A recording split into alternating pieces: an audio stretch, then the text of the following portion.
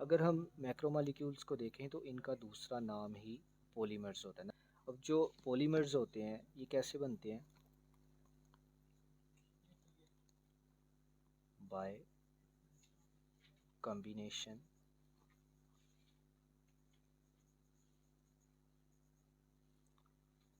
Of small units. Small units जो हैं वो आपस में मिलते हैं और एक लार्ज यूनिट बन जाता है, और उस यूनिट को हम कहते हैं मैक्रोमोलिक्यूल या फिर पॉलीमर। अब बेसिकली इनके अंदर जो ये स्मॉल यूनिट्स हैं, इन स्मॉल यूनिट्स को हम कहते हैं these are monomers.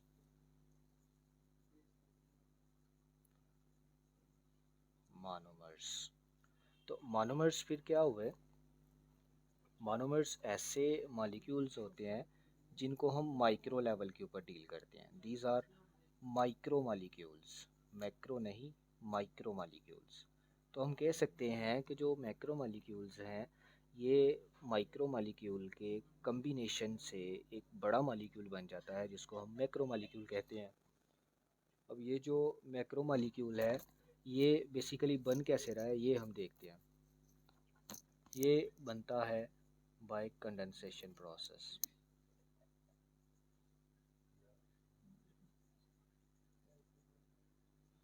Condensation, condensation क्या है? बेसिकली कंडेंसेशन में हम कंबाइन करते हैं, it is the combination of two or more than two molecules. ये दो मॉलिक्यूल्स या दो से ज़्यादा मॉलिक्यूल्स का कम्बिनेशन है। अब कम्बिनेशन किस तरह से होता है वो तो हमें पता है कि हम कंबाइन करेंगे कंडेंसेशन के अंदर, कंडेंसेशन प्रोसेस को इस्तेमाल करके हम मॉलिक्यूल्स को कंबाइन करेंगे। लेकिन हम कैसे कंबाइन करेंगे? बेसिकली इनकी जो कम्बिनेशन है ना मॉलिक्यूल्स का, वो होता है बाय डिमर फॉर्मेशन।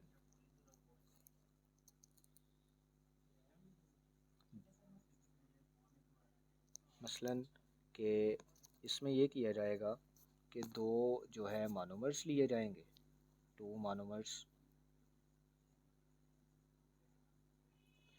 उन दोनों मोनोमर्स को हम लेंगे, उनमें से एक जो मोनोमर है, जो फर्स्ट वाला मोनोमर होगा, वन मोनोमर, इस मोनोमर से हम निकालेंगे OH ग्रुप, इसको कहते हैं हाइड्रोक्सल ग्रुप। अब दूसरा मोनोमर लेंगे, उस वाले जो मोनोमर है, सेकंड वाला जो मोनोमर है, उससे हम एलिमिनेट करेंगे H एटम, हाइड्रोजन एटम।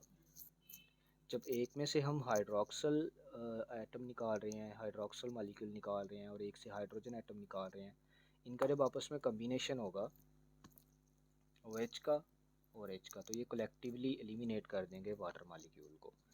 तो हम कह सकते हैं कि जो डिमर फॉर्मेशन है इसमें क्या होता है कि हम दो मोनोमर्स को आपस में मिलाते हैं, monomer number 1 and monomer number 2, और दोनों मोनोमर्स में से हम एक में से OH निकाल देते हैं, एक में से H निकाल देते हैं, और रिज़ल्ट में क्या होता है? Results the elimination of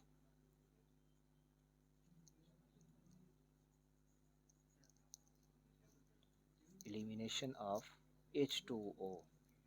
water molecule eliminate हो जाता है दो मॉलिक्यूल्स में से, और एक डिमर बन जाता है, इसको कहते हैं डाइमर या डिमर। तो बेसिकली यही कंडेंसेशन का प्रोसेस है। अगर हम कोई एग्जांपल ले लें, लाइक हमारे पास ना एक मोनोमर है, ये मोनोमर कह लें आप। इस मोनोमर के पास जो है OH ग्रुप है, फिर मेरे पास एक और मोनोमर है, ये वाले मोनोमर के पास H ग्रुप है। मैं ऐसा करता हूँ, दोनों मोनोमर्स को आपस में मिला देता हूँ। जब दोनों मोनोमर्स को आपस में मिलाऊंगा तो इसके रिज़ल्ट में क्या होगा कि इसका OH और इसका H, ये दोनों आपस में फ्यूज़ हो जाएंगे। जब ये एलिमिनेट होंगे तो ये दोनों मोनोमर्स आपस में जुड़ जाएंगे इस तरह से। ये इनकी बॉन्डिंग हो गई है। और इसके रिज़ल्ट में साथ में क्या बना है, वाटर।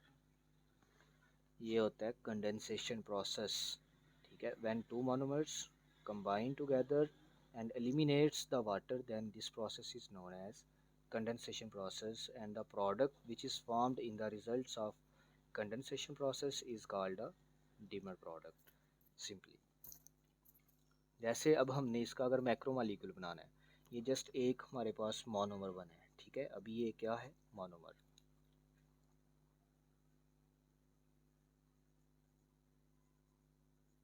अभी एक सिंगल मोनोमर है। मैं चाहता हूँ कि इन मोनोमर्स, इस जैसे बहुत सारे मोनोमर्स को मैं आपस में मिलाऊं और एक मेरे पास मैक्रोमोलीक्यूल या पॉलीमर बन जाए। तो इस तरह के हम मोनोमर्स लेते हैं साथ में।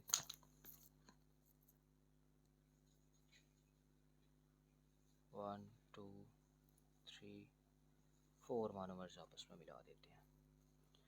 जब इन मोनोमर्स को मिलाऊंगा तो एक मोनोमर की एक साइड पे लगा हुआ है OH और दूसरी वाली की साइड पे है H। ये बेसिकली इसी में मोनोमर फॉर्मेशन होगी। फिर इस साइड पे H OH H है, OH है, फिर यहाँ पे H और OH।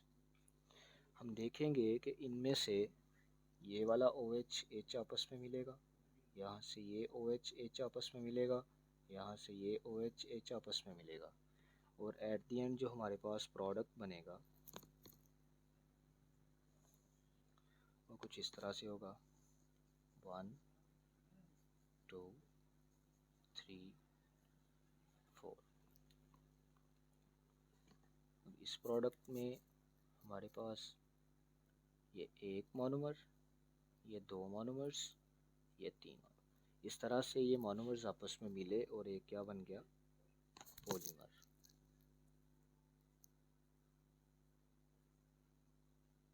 तो ये इस प्रोसेस को हम पॉलीमराइजेशन प्रोसेस भी कहते हैं।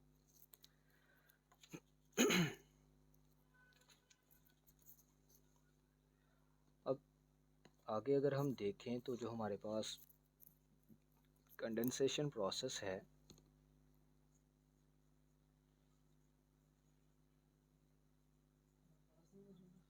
कंडेंसेशन प्रोसेस, इस प्रोसेस को हम जो है डिहाइड्रेशन रिएक्शन भी कहते हैं। It is also called dehydration reaction, dehydration reaction और एक्स। इसका एक और नाम भी है, वो मैंने अभी अभी आपसे डिस्कस किया, वो है पॉलीमराइजेशन। पॉलीमराइजेशन तो इनमें से कोई भी नाम लेके आपको क्वेश्चन पूछा जा सकता है, तो आप इस पे थोड़ा सा जो है इसको एलेबोरेट करें, तो इसके रिलेटेड आप आंसर लिख सकते हैं। आप बेसिकली डिहाइड्रेशन हम क्यों कहते हैं, डिहाइड्रेशन प्रोसेस इसको हम इसलिए नाम देते हैं क्योंकि इस रिएक्शन के अंदर क्या किया जाता है, H2O को रिमूव करवा दिया जाता है। तो जब H2O का रिमूवल होगा तो ऐसे रिएक्शन को हम कहेंगे डिहाइड्रेशन रिएक्शन। अब जो कंडेंसेशन रिएक्शंस होते हैं ना, इन रिएक्शंस को कैरी आउट करने के लिए हमें प्रॉपर इंजाइम्स की ज़रूरत होती है, ठीक है।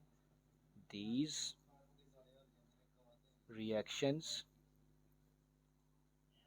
carried out at proper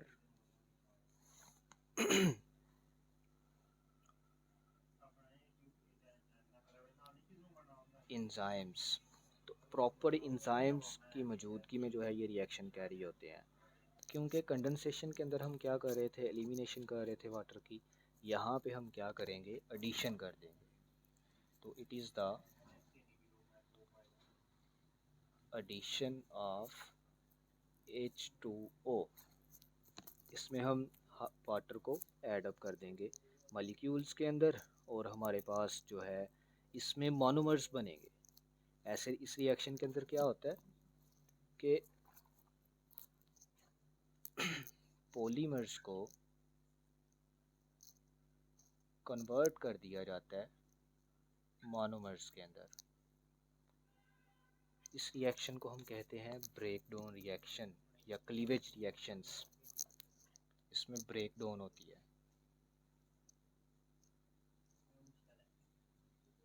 breakdown of monomers के रिवर्स होंगे। अगर इसी रिएक्शन को हम रिवर्स कर लें, पॉलीमर को लें, ठीक है, उसमें से हम H2O को निकालते जाएं, ठीक है, H2O को ऐड करवाते जाएं। इसमें पहले हम H2O को ऐड करेंगे, फिर एक OH इधर लग जाएगा, एक यहाँ पे, एक OH इधर, फिर H इधर। इस तरह से जो है ना अल्टरनेटिव OH H लगेंगे और एट दी एंड जो हमारे पास प्रोडक्ट आएगा वो एक मोनोमर ही होगा, H एंड OH। इसके अंदर फिर वही हम स्टेप्स देख सकते हैं। इसमें क्या किया जाता है कि OH ग्रुप जो है इसको ऐड करवाया जाता है इन फर्स्ट मोनोमर,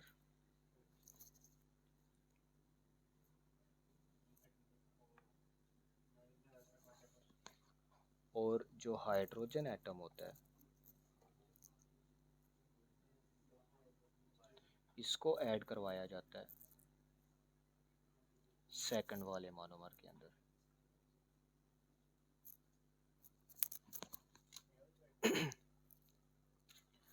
अब जितने भी हमारी बॉडी के अंदर ये डाइजेशन रिएक्शंस होते हैं, एग्जांपल है इसकी, जितने भी डाइजेशन रिएक्शंस हैं, all digestion reactions,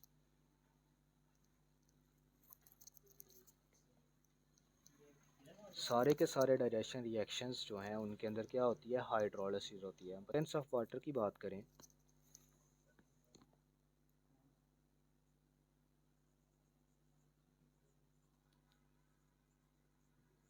importance of water, पानी की क्या क्या अहमियत है। तो वाटर जो है ये मेन एलिमेंट है हमारी अर्थ का। It is the main element of universe. इसके अलावा जो वाटर है, यहाँ जितने भी ऑर्गेनिजम्स होते हैं, लिविंग ऑर्गेनिजम्स लाइक ह्यूमन हो गया, एनिमल्स, ठीक है, इनके अंदर तकरीबन 70% जो है वो वाटर मौजूद होता है। इनकी बॉडीज़ का 70% वाटर पे डिपेंड कर रहा होता है। अब जो इस यूनिवर्स के अंदर जो लोएस्ट कंपोजिशन आती है पानी की,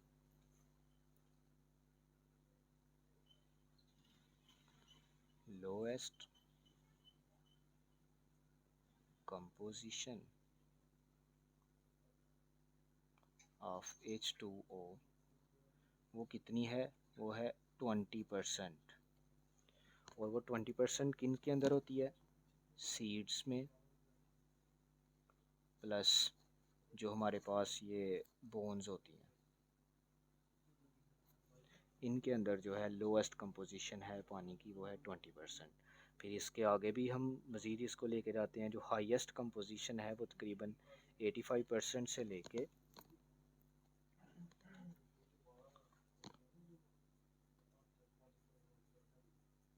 हाईएस्ट कंपोजिशन जो है वो तकरीबन 85 से 90% है। और ये 85 से 90% जो है ये ब्रेन सेल्स के अंदर होती है, ब्रेन सेल्स के अंदर।